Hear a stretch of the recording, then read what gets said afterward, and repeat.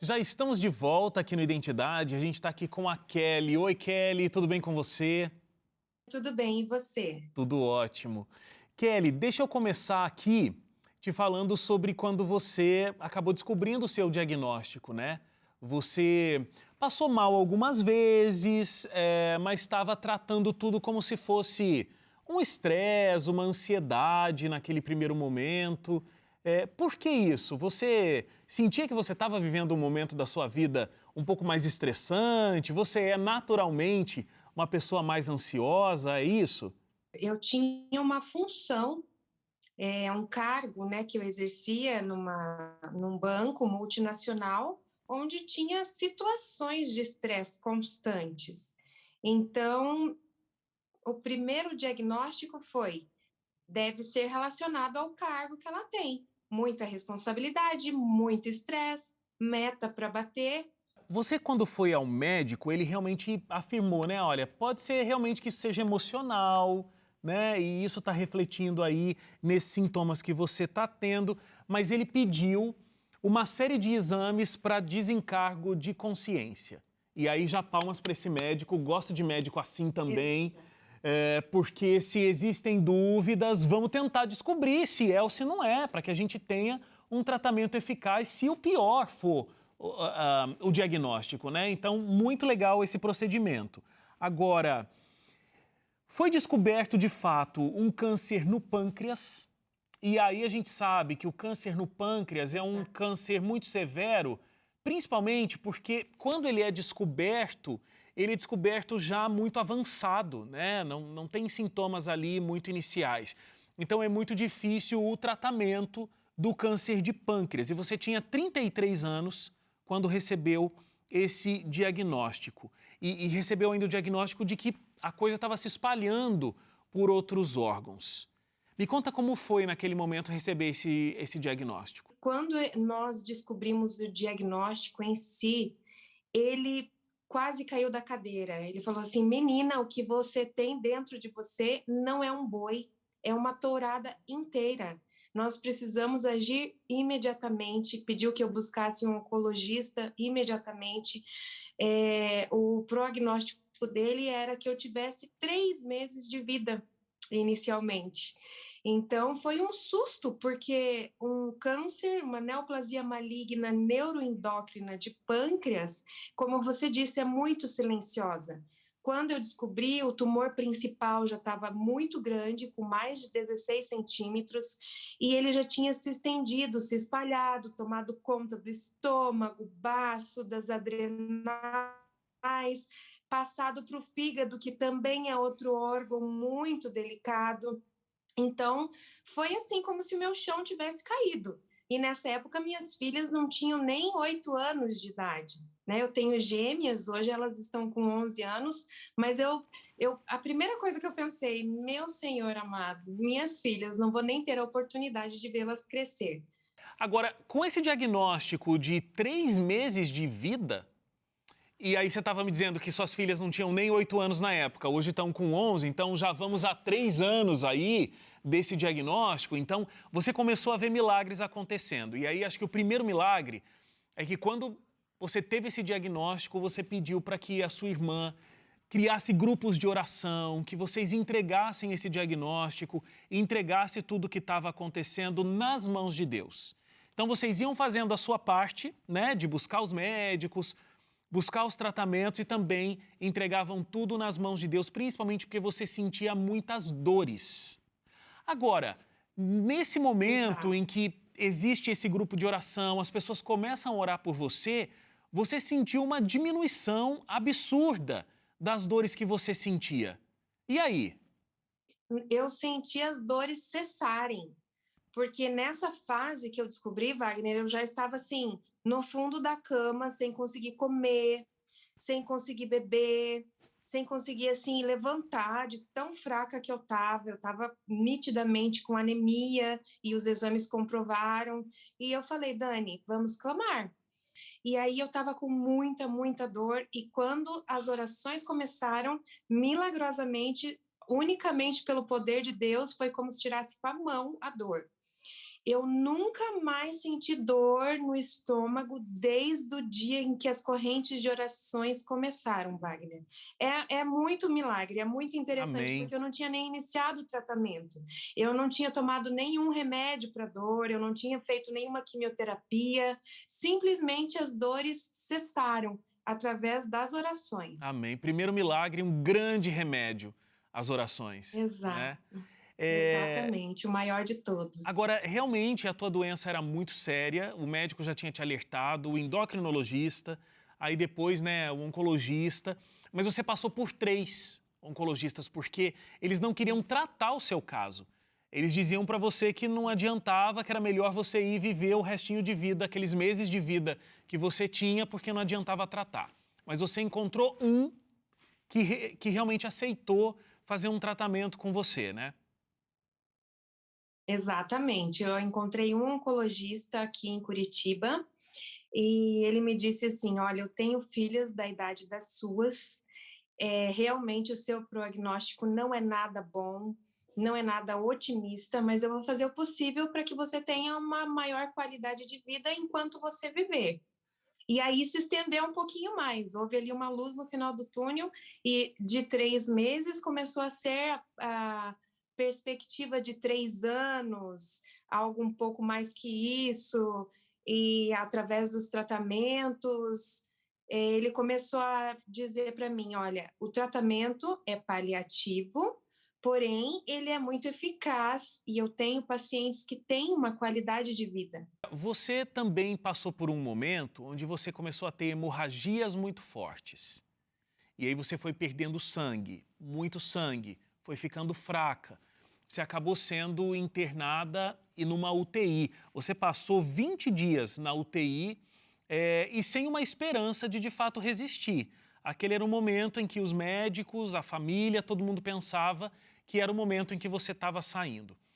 Tem um fato que eu achei extremamente marcante e não sei como foi para você conseguir viver esse momento, porque você estava lá na UTI, era Dia das Mães, e a equipe médica deixou que suas filhas entrassem lá na UTI,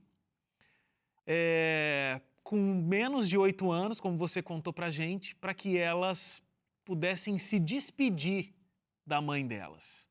Então era um Dia das Mães onde o seu presente era se despedir das suas filhas. Foi um dos momentos mais marcantes também. Eu já estava assim muito fraca, meu sangue, o próprio médico falou que meu sangue já estava virando água, que eu realmente não teria mais muitas horas de vida ali. E que eles tentariam o último recurso pela medicina, mas assim, sem nenhuma possibilidade, menos de 1% de chance. Meu marido teve que assinar um documento de que ele estava ciente que seria uma última tentativa e trazer a Alanis e a Laís para se despedir de mim. Elas me entregaram os presentinhos que elas tinham preparado na escola e elas falaram assim: mamãe, Jesus te ama, Jesus vai te curar. Feliz Dia das Mães. E uma delas me abraçou e falou bem forte que a escolinha, a salinha delas estava orando por mim. E ali, sem elas saberem, né, elas estavam se despedindo de mim. E eu, com alguma consciência, mas não tanto da gravidade quanto meu esposo, sabia também que alguma coisa estava acontecendo ali para que eles tivessem permitido elas entrarem, sabia que o procedimento ia ser realizado, e ali nós oramos em família e entregamos tudo nas mãos de Deus, porque minhas filhas, assim, de presente nessa terra, é tudo que Deus poderia ter me dado de melhor. Me despedir delas, Wagner, foi a coisa mais difícil que aconteceu na minha vida.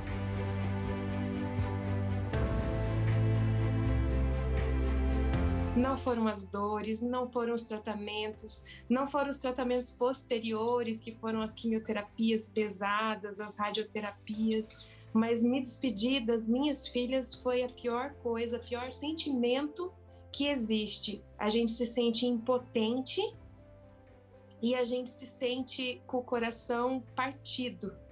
Ainda bem que a despedida foi por pouco tempo. Graças a Deus. Você teve outros Dia das Mães felizes ao longo desse processo, que você ainda está passando por tratamento, mas graças a Deus aquela não foi a despedida. E você está aqui contando essa história hoje pra gente. Vamos fazer um intervalo rápido? História realmente emocionante da Kelly, uma mãe dedicada, que quer viver, quer ver as filhas crescendo e passando por um momento tão difícil na saúde dela. A gente vai para o intervalo e a gente volta já entendendo como essa história está se desenvolvendo até hoje, como está a luta da Kelly com esse câncer no pâncreas. Voltamos já. Já de volta aqui o Identidade, hoje a gente está ouvindo essa história emocionante da Kelly e uma luta contra o câncer, um câncer no pâncreas. Aí, Kelly, você estava me contando lá no finalzinho do bloco, né, daquele momento em que as hemorragias estavam muito fortes, 20 dias já numa UTI, e a equipe dizia o seguinte, que você talvez tivesse horas de vida, e seu marido sabia disso. Mas aí o médico, você estava até relatando isso, né, foi tentar uma última possibilidade com pouquíssimas chances de que houvesse um bom resultado. Uma cirurgia. E aí seu marido teve que até assinar, né, um documento com o risco disso, porque seria uma cirurgia numa das veias específicas no seu estômago para acabar com aquela hemorragia. Eu não sei o quanto você sabia, o quanto era arriscado e o quanto você estava correndo risco naquela mesa de cirurgia, mas você conta que o médico já entrou cabisbaixo, né? Ele já entrou derrotado para fazer aquela cirurgia, mas a cirurgia foi um sucesso, né? De todos os momentos, eu consigo enxergar nitidamente o dedo de Deus, mas nesse dia especificamente, o médico cirurgião, que não é um oncologista, é um amigo do oncologista, né, lá do hospital onde eu fiz esse procedimento cirúrgico, ele ia para identificar uma veia, né, que estava sangrando no meu estômago por ter invadido, e ele pediu para antecipar essa cirurgia por 1h30. Só que ele explicou que o procedimento era tão complexo e tão detalhista que a veia precisaria estar para sangrar no exato momento do procedimento. Se ela já tivesse sangrado, eu morreria na mesa de cirurgia, porque meu estômago estava cheio de sangue e eu estava em anestesia geral. E se ela não tivesse para sangrar, eles não localizariam, porque é por vídeo, né? A incisão é pela virilha, eles precisariam encontrar essa veia sangrando no exato momento. E interessante que ele pediu para adiantar esse procedimento 1h30 e ele mesmo atrasou o procedimento. Sem explicar, ele não conseguiu explicar, ele atrasou e ele pediu muitas desculpas, que ficou preso no trânsito, e a gente vê a mão de Deus, porque precisava ser no exato momento que ele entrou. E ele entrou cabisbaixo, já pedindo que a família se preparasse emocionalmente, como não era uma amiga que estava na mesa, na sala pré-cirúrgica, ele abriu bem para ela, que depois ela nos contou, que era para a família se preparar também com plano funeral, com todos os aparatos administrativos, legais, burocráticos, que realmente ali as possibilidades seriam mínimas. Mas aí, Wagner, ele não sabia que ele não estava entrando sozinho naquele centro cirúrgico. E quando ele entrou e quando ele saiu, depois de 45 minutos aproximadamente, ele saiu com outro semblante. E ele deu um grito na sala, ele falou assim, a menina vai sobreviver. Aconteceu algo inesperado e nós encontramos não uma veia, mas uma artéria enorme que estava sangrando a ponto de extravasar e realmente seria os últimos segundos de vida dela. E ali a gente viu uma oportunidade de recomeço que Deus nos deu. Eu não sabia por quanto tempo, mas eu louvava o nome de Deus por cada novo segundo de vida que Ele estava me dando. E até hoje minha vida é assim, a cada novo segundo de vida novo que Ele me dá, eu louvo o nome de Deus, porque pela medicina, nada disso era para estar acontecendo. Ali eu passei uns dias me recuperando para começar, então, as quimioterapias pesadas. É um milagre atrás do outro, né? Como eu disse, aquele primeiro milagre lá no grupo de oração, depois, né, mais do que 3 meses de vida, depois essa cirurgia, que é um tremendo milagre, acho que você descreveu muito bem a mão de Deus, claro, conduzindo tudo para que acontecesse no tempo que aquela cirurgia precisava acontecer para aquela artéria ser descoberta. Agora, você estava muito magra depois daquele período todo, né, na UTI, então os médicos te mandaram para casa para que você pudesse ganhar um pouco mais de peso, começar essa quimioterapia paliativa. Você, né, considera um presente de Deus que o teu cabelo não caiu, um pequeno presente, né, no meio de tudo isso que você estava vivendo, um carinhozinho de Deus para você.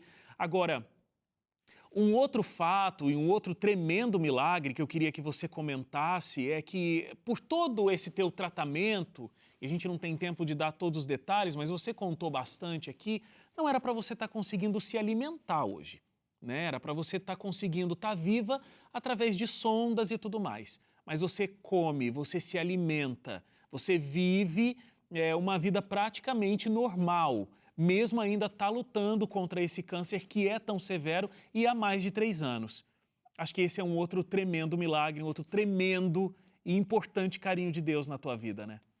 Os médicos realmente não entendem. A cada 28 dias eu sou examinada pelo oncologista, a cada 6 meses repetem-se todos os exames de imagem, biópsias e tudo, e a alteração ela não foi feita. Parece que o câncer, a partir do momento que nós descobrimos e começamos a orar, ele bloqueou, ele congelou e ele não fez mais efeito no meu organismo, Wagner. Então, eu consigo comer, o meu estômago realmente não era mais para estar recebendo água, alimento, não era para estar absorvendo, porque a parte inicial do meu intestino está entomada. E meu organismo reage normalmente. O meu pâncreas, ele não tem mais nem formato de pâncreas. Ele não deveria estar produzindo insulina. E eu não tomo um remédio, a não ser as quimioterapias paliativas, eu não tomo um remédio para dor, eu não tomo um remédio para produção de insulina, eu me alimento normalmente, eu continuo com os tratamentos tanto naturais quanto na homeopatia, claro, né, naturais, mas também o tratamento na medicina tradicional, e vivendo só pela graça, só para testemunhar a cada médico que pega o meu caso, a cada pessoa que passa pela mesma situação, para dizer que esse Deus pode todas as coisas, ele tem essa soberania de decidir quando e como cessa ou deixa de cessar. É por isso que é só motivos para louvar e agradecer, Wagner. Eu hoje vivo para testemunhar, eu falo aonde me perguntarem e continuo, sim, como você disse, os tratamentos continuam inalterados. Eles pararam a quimioterapia mais pesada, essa onde era para cair todos os pelos do meu corpo, e não caíram, para honra e glória de Deus, e para um mimo, um presente de Deus mesmo. Mas, assim, depois que voltei a fazer as outras quimioterapias hormonais apenas, nada alterou. Entra ano e passa ano, entra mês e passa mês, e eu tenho absoluta certeza que no dia que Deus entender que o meu propósito já foi cumprido, eu preciso estar preparada, se Ele decidir assim me levar para o descanso. E se Ele decidir me curar, eu também creio que no abrir e no fechar de olhos, Ele pode tirar essa doença de mim.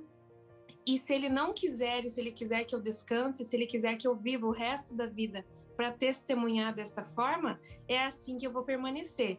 Quando a gente tem uma vida entregue no Espírito, quando a gente tem uma vida completamente dependente somente da graça de Deus, a gente espera que Ele tome as decisões por nós, sem temer. E eu acho que esse é o maior milagre. O maior milagre não está na cura.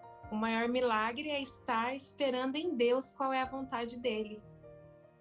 Nossa, Kelly, você me deixou aqui sem palavras. Acho que você disse tudo o que a gente precisava ouvir.